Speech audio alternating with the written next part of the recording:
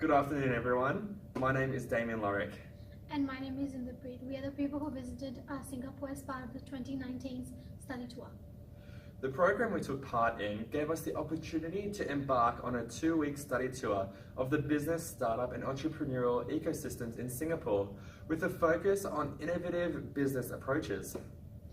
During the trip, we would meet many startup businesses owners as well as people from venture capital firms and startup business companies. These trips are really important in order to understand the importance of innovation and startups in Singapore. There are many differences between that of Western Sydney and Singapore. So Preet, please tell me, what is the biggest difference that you found between the two locations?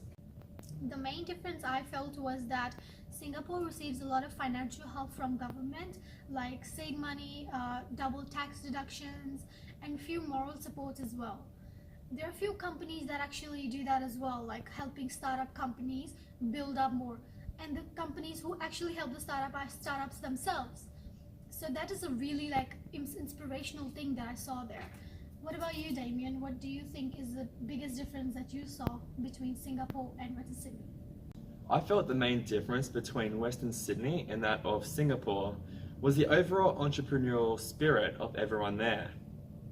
Because just like what you said, Preet, of the financial support, there is less effect on financial loss to the individual. So this gives a sense to everybody that they can invest their money and invest their time into starting up a business. This then creates a big startup culture and startup ecosystems within Singapore.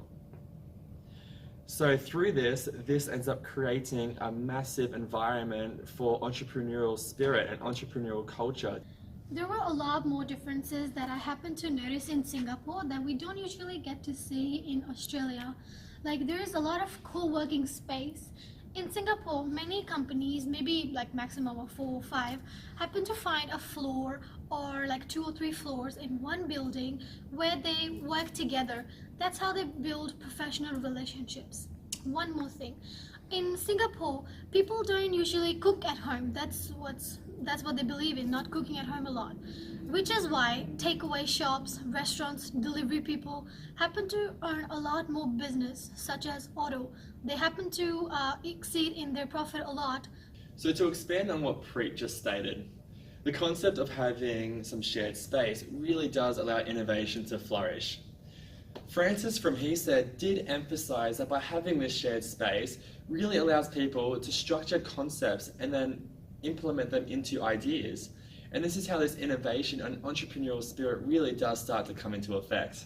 So Damien, was there any similarities that you found in Singapore and Western Sydney that you felt like would be easier for you to fit in?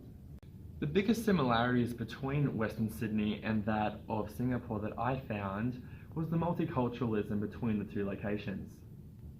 This multiculturalism really did allow ideas to flourish through the variety of experiences and ideas that people have. This is a great asset that Singapore has, and they've really taken hold of it and allowed this entrepreneurial environment to really flourish. In comparison with Singapore and Western Sydney, there are a lot of things that we have learned, and there are a lot of things that we think Launchpad can do to improve themselves in Western Sydney. The first notion that I'd like to put forward is infrastructure.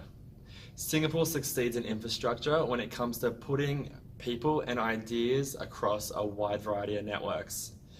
Its train network, its car network, all allow this to come into place. Western Sydney, however, doesn't have that current infrastructure. They do lack the current roads and airport that they do need to really succeed and become a global power when it comes to innovation and entrepreneurship. We also believe that education and training system is very important. Building on infrastructure and what Damien stated, the airports that Western Sydney government is aiming to build by 2026 delivers a lot of innovative jobs for people that need to be trained, such as in the technology industry. For these kind of situation, Launchpad needs to deliver high standards of education system. When we went to Platform E at Singapore, we met the host, Ki Meng Wong, who stated that they prefer to invest into people rather than into ideas, because people are the ones who are going to bring ideas into life. They happen to follow 3 steps, which are explore, extend, and emerge. first, they drill down to your ideas, then they provide you hands-on experience, and then they match you to your mentor to bring the best out of you. Accessibility to the wider community is a great way for how startups can really flourish. Startups in Singapore have an ability to expand into its neighbouring countries like Philippines, Thailand and Indonesia. What Launchpad has to really do to help Western Sydney is nurture these startups that are starting up here to be able to venture out into these neighbouring countries and cities within Australia. There are a few financial supports that are available in Singapore but not so much in Western Sydney, which could be really helpful for entrepreneurs, such as seed money and capital money that are actually given to the person to start their business from the beginning, which is so much given in Singapore but not so much in Western Sydney. Also financial schemes and double tax deductions on internationalizations, which is given in Singapore but not so much in Western Sydney. Also, the loan is a big thing. In Singapore, the loans are much easier to be received. However, in Western Sydney, it's really hard. It could be personal reason, could be professional reasons, maybe because you don't have a job. However, this is not a huge deal in Singapore.